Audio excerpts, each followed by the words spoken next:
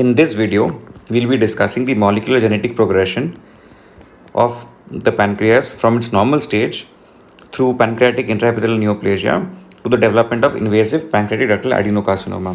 Now, first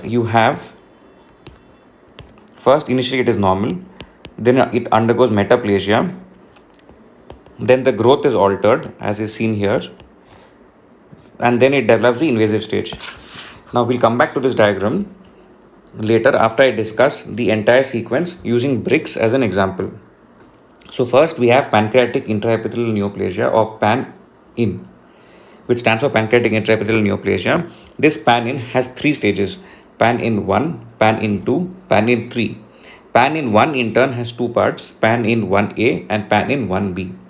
Now PAN-IN 1A is where the pancreas undergoes columnar metaplasia. Basically, think of the pancreas, the cells lining the ducts, as being composed of clay bricks. Now, when metaplasia occurs, it occurs from clay bricks to cement bricks. So, basically, from cuboidal, it is converted into columnar. Now, the gene which is responsible for this is KRAS.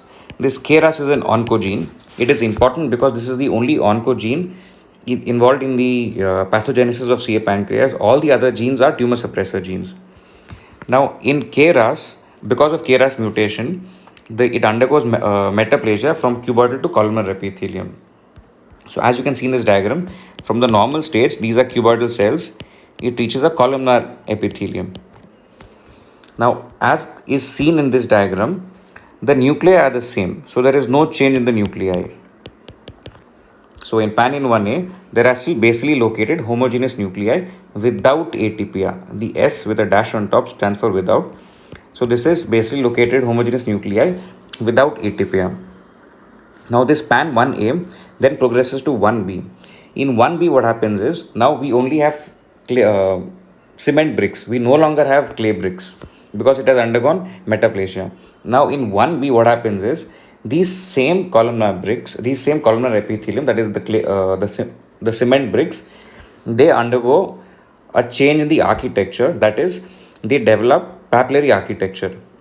So as you can see in this diagram, it is the architecture of the bricks over here. It is not the same as this. So this is 1A and this is 1B. So this is the development of papillary architecture. But the bricks, as you can see, it is otherwise identical to 1A. Now, for both 1A and 1B, the gene responsible is KRAS. Now, from PAN-IN 1, we see the development of PAN-IN 2, that is pancreatic intraepithelial neoplasia stage 2. In this stage, what happens is it progresses from papillary growth to nuclear atypia. The gene responsible for this is CDKN2A. This is a tumor suppressor gene. Now, what do you mean by nuclear atypia? You will see enlarged nuclei, you will see nuclear crowding, and you will see loss of polarity. So, as you can see in this pic, initially it was solid bricks, and now we have holes within the bricks. That is, basically there has been some change in the cell, which is visible. Now, to come back to our base diagram, you can see in this that it has progressed from normal to metaplasia. I'll use a darker shade. From normal to metaplasia to papillary growth in 1B. This is metaplasia. This is papillary growth. And here in PAN-IN 2, you can see there were three things which were mentioned here. To recap, you will see enlarged nuclei, you will see nuclear crowding, and you will see a loss of polarity. So let us see that in this diagram. Now look at the size of the nuclei in the normal cells. These are pretty small. Now as you come to PAN-IN 2, the size of the nucleus keeps increasing. So it gives an appearance of a crowded cell because the nucleus is occupying too much space in the cell, so it is called a crowded cell. So there is an increase in the size of nuclei, there is nuclear crowding. The third thing is there is a loss of polarity. Now as you can see in the normal stages, all the nuclei are located close to the basal membrane, to the basement membrane. But what happens in PAN-IN 2 is you have the nuclei which are not necessarily near the basement membrane. So you have your nuclei over here which are close to the apex. So this is called PAN-in2, and the gene responsible for this is CDKN2A.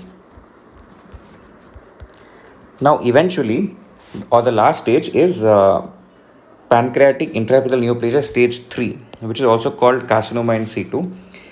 This is mediated by two genes which are called P53 and SMAD4 or SMAD4. Now in carcinoma in situ, what happens is you have prominent nuclear abnormalities. So the nuclear abnormalities which started in PAN-in2 becomes prominent now. Secondly, there is complete loss of polarity. So in PAN-in2, there was loss of polarity. Here you have complete loss of polarity. This is the keyword. Then you also have cytologic atypia. So that is not only the nuclei changes, the cells also change. And the last point, you have clusters of abnormal cells seen within the duct lumen. So now imagine this is the duct lining, and these bricks have fallen.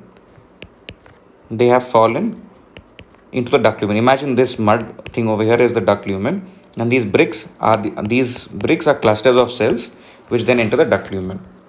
So to see this, to come back to our base diagram, in PAN-in3 you can see cytologic atypia. So for example, look at this. You had initially cuboidal cells, neat cuboidal cells, which again had neat columnar cells which underwent a papillary growth.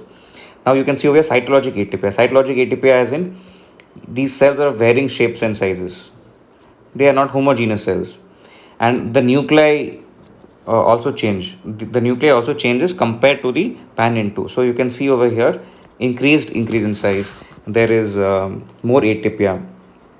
Both of the cells, cytologic atypia as well as nuclear atypia. And finally, the bricks that we saw lying on the mud path on the lumen, that is represented by this.